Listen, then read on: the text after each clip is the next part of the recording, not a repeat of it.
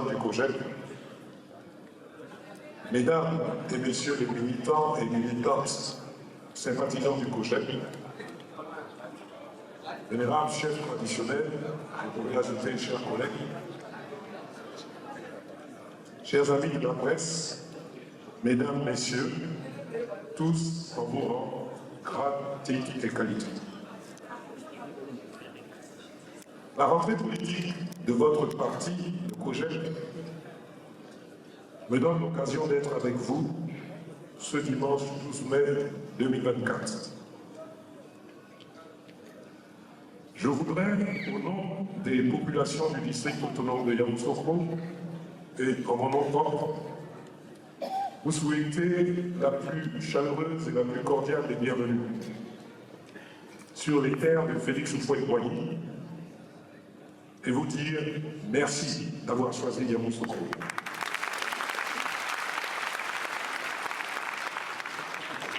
Yamoussoukro, siège de la Fondation Félix Houphouët-Boigny pour la recherche de la paix. Yamoussoukro et sa mosquée de la paix. Yamoussoukro et sa basilique Notre-Dame de la paix. Yamoussoukro où toutes les ethnies et autres nationalités de différents pays vivent dans la concorde et dans la paix. Yamoussoukro, enfin, où repose pour l'éternité Félix Houphouët-Boigny, apôtre de la paix. Permettez-moi ici une petite digression. Je ne dis jamais feu. Parce qu'en français, on dit feu quand quelqu'un vient de mourir. Vous n'entendez jamais feu de Gaulle, vous n'entendez jamais feu Kennedy. Mais notre Houphouët-Boigny est mort depuis plus de 30 ans, mais on continue à le feu. Non, moi je dis toujours Félix Houphouët-Boigny. Et si vous pouvez apporter cette petite correction, parce que chez nous les Baoulés, l'esprit des morts est toujours avec nous. En effet, à l'invitation du président Charles Goudé, j'ai accepté d'être des vôtres pour partager cette joie de retrouvailles.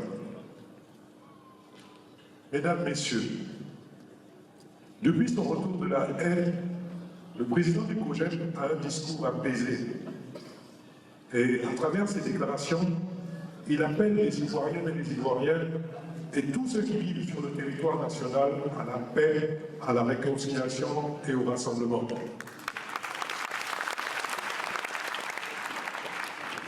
Ce discours s'inscrit dans la ligne de la vision de son Excellence Alassane Ouattara, qui veut une Côte d'Ivoire unie et apaisée, parce que le développement de notre pays a besoin d'un climat apaisé qui devrait inciter les investisseurs, les partenaires bilatéraux et multilatéraux à faire confiance à la Côte d'Ivoire. Au cours de l'audience que je lui ai accordée vendredi dernier, et je me reprends, j'ai dit à mon cadet que le COJEP représentait un courant de pensée politique en Côte d'Ivoire que je ne pouvais ni ignorer, ni traiter avec dédain.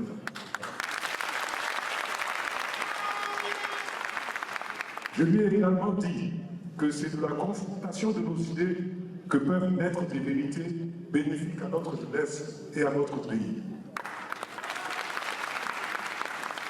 Que c'est dans la collaboration intergénérationnelle que nous allions construire notre pays.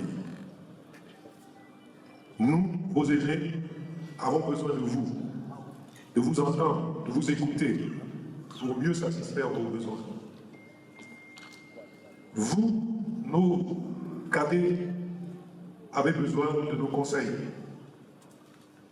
Et je prends une autre discrétion. Je viens d'assister à une cérémonie où j'ai compté 17 garçons et une femme. Premier conseil, si je peux me permettre, féminiser un peu votre appareil.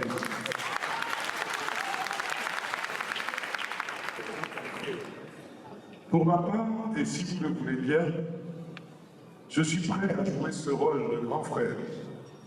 Rôle qui, à mon sens, donne plus de devoirs que de droits.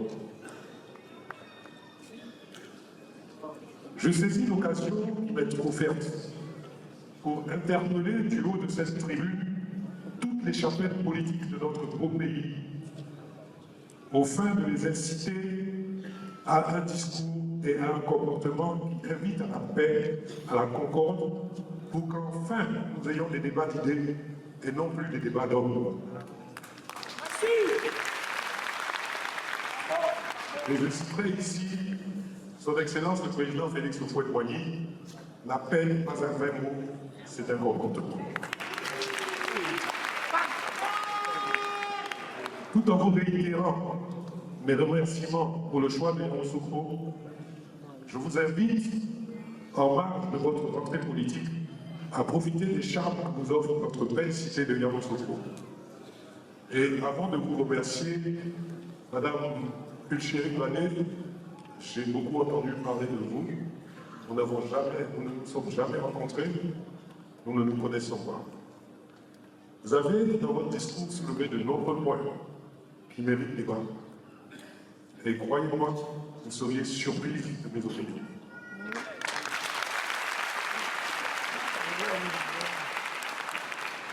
Vous avez même pas parlé de la CEI. Dans un même pays démocratique, il n'y a pas de CEI. Pourquoi il n'y en a pas aux États-Unis? Pourquoi il n'y en a pas en France? Pourquoi il n'y en a que dans les pays du tiers-monde? Ça mérite des débats.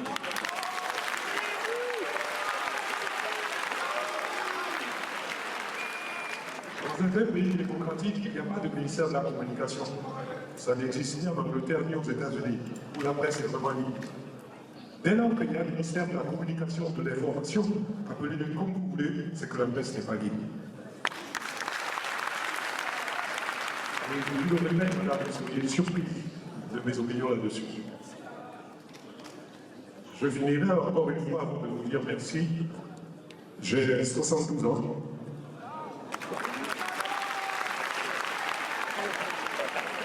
Et personnellement, je ne me pose aucun problème. Je trouve cela normal, dans l'ordre naturel des choses, que les jeunes générations remplacent les anciennes générations.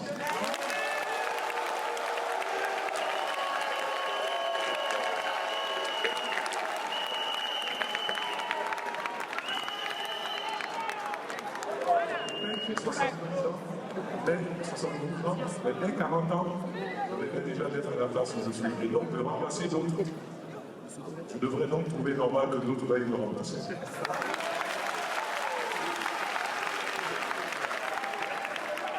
Et si un jour je suis plus dirigeant, j'espère bien vivre jusque-là, ne plus être dirigeant, j'espère que vous accepteriez que je puisse vous conseiller.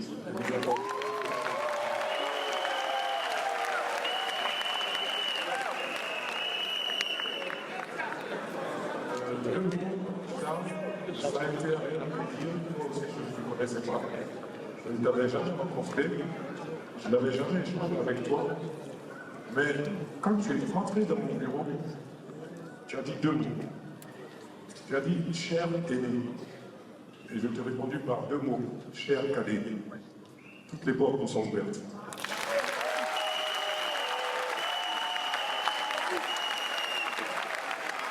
Merci de votre attention, merci de votre invitation. Je reste disponible pour toute collaboration, sous quelque forme qu'elle soit. Merci.